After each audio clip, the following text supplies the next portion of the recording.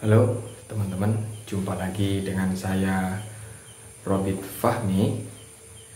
Dan hari ini kita akan bahas soal siasat politik Presiden Jokowi. Sebelumnya sudah banyak analisa terkait apakah dukungan yang diberikan ke Jokowi, yang diberikan oleh Presiden Jokowi itu mengarah kepada Prabowo atau kepada Ganjar Pranowo atau kepada Airlangga Hartarto. Orang tidak pernah berpikir apakah ini murni dukungan yang diberikan Pak Jokowi atau jangan-jangan ini siasat dari Pak Jokowi untuk kepentingan dirinya setelah dia lengser dari kursi presiden.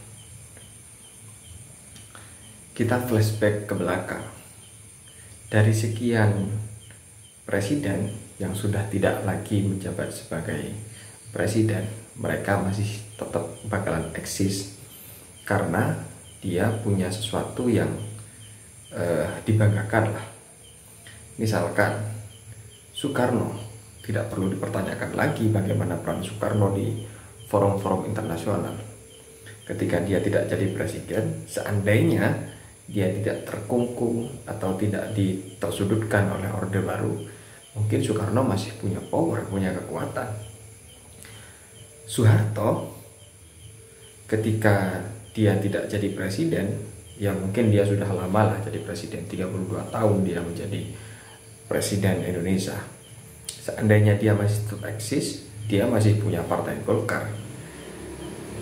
Setelah Soeharto, ada B.J. Habibie. B.J. Habibie ketika dia tidak menjadi presiden lagi, seandainya dia ingin eksis di panggung politik, dia masih bisa. Karena B.J. Habibie punya pengaruh kuat, dia punya otak yang cerdas. Setelah B.J. Habibie, ada Gus Dur. Setelah Gus Dur ketika sudah tidak lagi menjabat sebagai presiden, dia masih punya PKB seandainya ingin tetap eksis di panggung politik. Walaupun pada saat itu PKB direbut oleh Muhaimin Iskandar atau Caimin. Tapi oke lah, Gus Dur masih bisa aktif sumbangsi pemikirannya di panggung politik lewat PBNU. Setelah Gus Dur ada Megawati. Tidak perlu dipertanyakan lagi. Megawati ketika tidak jadi presiden, dia tetap menjadi orang yang super power. Karena kenapa? Dia punya PDIP yang tidak tergoyahkan. Setelah Megawati, ada Susilo Bambang Yudhoyono atau SBY. Ketika dia tidak jadi presiden, dia masih tetap eksis di panggung politik. Karena kenapa? Karena SBY punya Demokrat. Lalu bagaimana dengan Pak Jokowi ketika dia sudah tidak lagi menjadi presiden? Teman-teman semuanya, politik itu candu, bikin orang candu. Walaupun di politik ada yang mengatakan tidak ada teman abadi, tapi yang ada adalah kepentingan abadi. Tapi dari situlah menariknya di dunia politik. Kalau sudah masuk ke panggung politik, maka akan sulit untuk keluar. Walaupun di sana ada gesekan yang luar biasa, ada permusuhan, tendang-menendang, tapi ya memang disitulah menariknya dunia politik. Maka dari itu banyak politisi yang sulit untuk keluar dari lingkaran itu. Mereka masih ingin tetap terus eksis di politik ketika sudah tua. Entah suaranya bagaimana bisa didengar, entah dia bagaimana caranya masih punya kekuatan, atau pendapatnya itu diperhitungkan. Lah, kita lihat bagaimana siasat Pak Jokowi. Sepertinya dia bukan kepentingannya hanya sebatas setelah tidak lagi menjabat sebagai presiden, bukan hanya sebatas agar programnya dilanjutkan, tapi bagaimana posisinya tetap diperhitungkan, suaranya didengarkan, pendapatnya diperhitungkan. Salah satunya, lagi-lagi kita harus flashback ke belakang. Ketika Muldoko itu berusaha untuk mengkudeta Demokrat. Posisi Muldoko ini dia sebagai KSP. Tidak mungkin kalau kemudian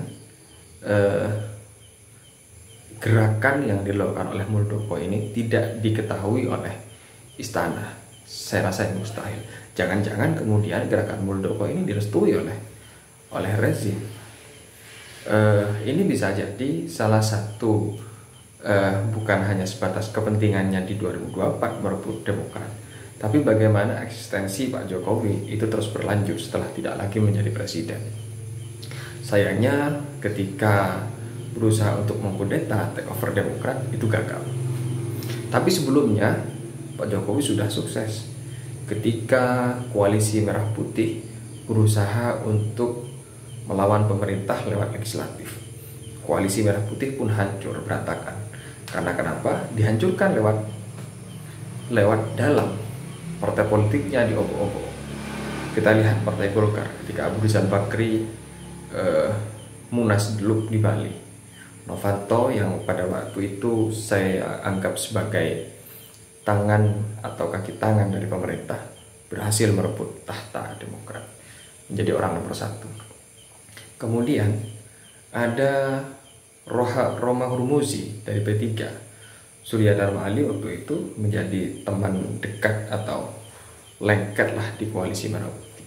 Tapi Romi sebagai saya anggap kaki tangan pemerintah berhasil merebut kekuasaan P3.